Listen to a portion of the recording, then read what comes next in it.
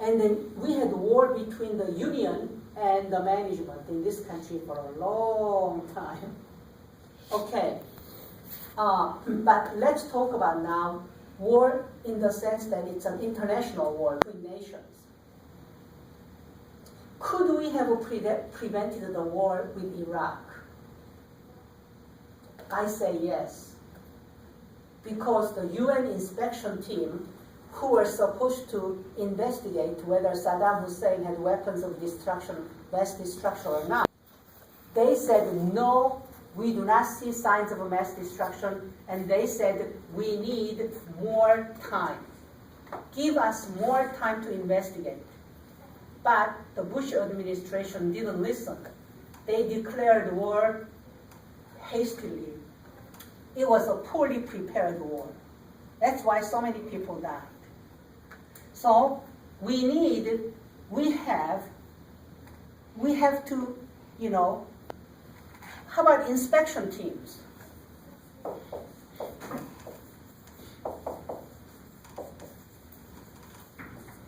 How about inspection teams? What do you think? The thing is, if the UN inspection had been given enough time, Iraq war may not have taken place. But I think that those who went to Iraq knew that there were no weapons of mass destruction, and they used it as an excuse.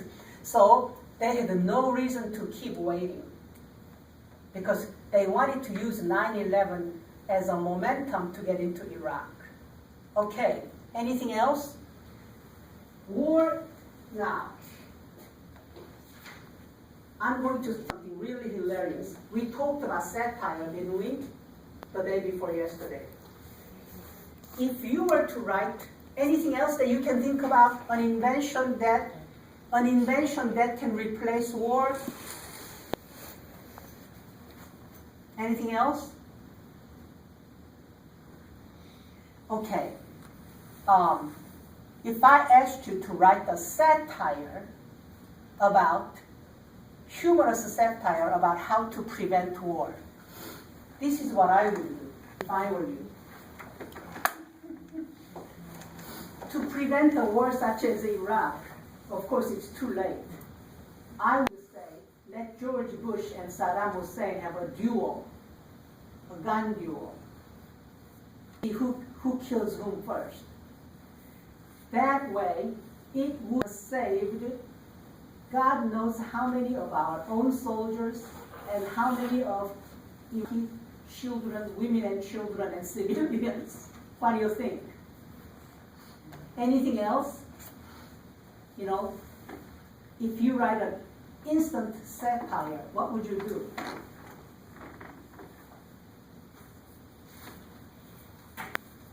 Besides, okay, the thing is now, any questions about this? I'll let you go after this. Now we want to talk about why people hunger for war. Believe it or not, there is warmongerism in a lot of people. Soldiers, they're trained and they love to shoot because all that testosterone is, look, if you are trained to shoot, you want to shoot. Do you understand? And soldiers, whether they admit it or not, they're ready to go kick ass. Look, when you think about it, did you see Hurt Locker? You didn't? I did. You did? How many of you have seen Hurt Locker? It's a good movie. This guy, Hurt Locker, he wants to go back to war because it's exciting, testosterone charging. He's not satisfied with a suburban life as a father and husband. In the end, he goes back to the scene. There is a glory attached to war. Look at the advertisement. A Marine officer with a sword, a bayonet, very handsome, all this kind of glory attached to war. If you look at war movies, war and romance. Hemingway, if you look at Hemingway, romance and war always go together. Some kind of a danger. Romance in the face of an imminent danger. It's really exciting.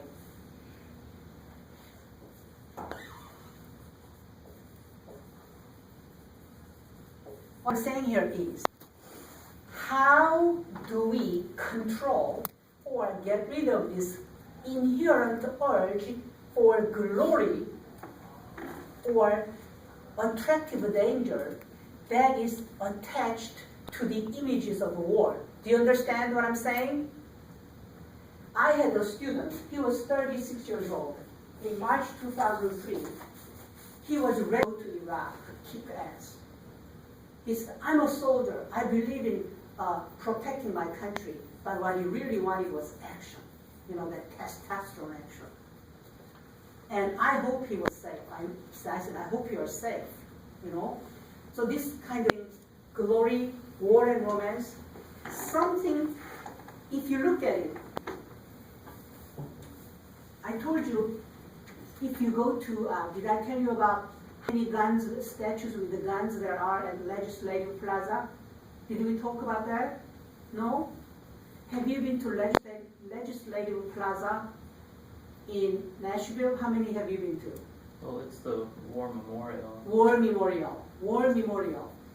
War Memorial is right in the middle of downtown Nashville, in the very center. Guess what? It was miserable. Still, however, there is the glory when you look at it. When we glorify war, we have a history of glorifying war, except the Vietnam War, because we lost it. Something in human nature that glorifies war and violent conflict. War Memorial, when I went to War Memorial, oh man, too many guns, I thought. Because this country was built with the guns, remember? We fought the British, got independence. So we were built with guns and cannons. And let us never forget, it was also the West, the Wild West was dominated by guns. Look at Clint Eastwood movies. You know what I'm saying. It is deeply ingrained in our national ethos, this glory attached to war. Wild West, an outlaw, shooting fast, all that. War is an inherent constituent of our history. But then it's also an inherent component of many countries' history. It somehow seems to be a human instinct,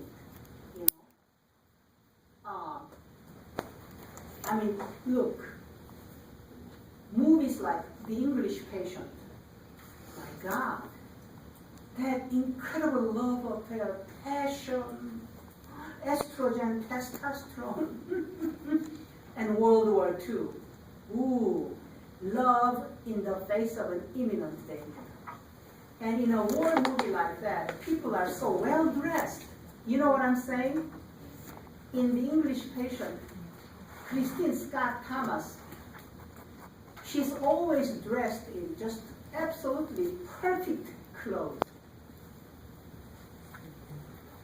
And she's running through the gun shop. How beautiful. And she falls in love with Ralph Fiennes. So anyway, okay. Any questions? Okay. Also, among some Indian tribes, war is glorified too, The Indian chief, a chief of an Indian tribe, has to prove himself in war as a war hero in some Indian country. You have to be a war hero in order to be the leader of a tribe in some countries. Do you see what I'm saying? Okay, so what do you think? Now, if I were, Margaret Mead is dead, But if she were alive, I would write her a letter. I said, what would you do to control or to get rid of this glory? This urge for glory. You know what I'm saying? This inherent desire for this association of war with the glory and romance and heroism and leadership. You know? I'm not sure. Because war has been associated time and time again with heroes and leaders, when you think about it. Okay, so you think about it, and then I'll let you go, and I will see you on Monday, and have a good weekend, okay?